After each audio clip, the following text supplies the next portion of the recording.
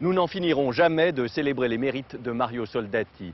Peu à peu, ses œuvres nous parviennent, remarquablement traduites en français, et dans le cas du Père des orphelins, aux éditions du Promeneur, près d'un demi-siècle après la parution originale en Italie. Soldati est un artiste turinois de 92 ans, que l'on a longtemps apprécié en France pour ses seuls longs métrages, lui qui s'est brillamment illustré pendant les années 40 dans des adaptations littéraires extrêmement raffinées.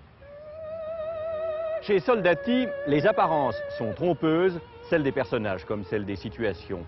Et dès les premières lignes, l'enjeu est fixé. Je me trouvais à Paris quand je reçus de chez moi une lettre qui m'apprenait une nouvelle extraordinaire. Mon ami Antonio Pellizzari, directeur de la Scala pendant de nombreuses années, avait brusquement changé de vie. Après s'être retiré du théâtre, il avait transformé sa villa en un foyer d'orphelins qu'il dirigeait lui-même et s'était entièrement consacré à l'éducation des enfants abandonnés.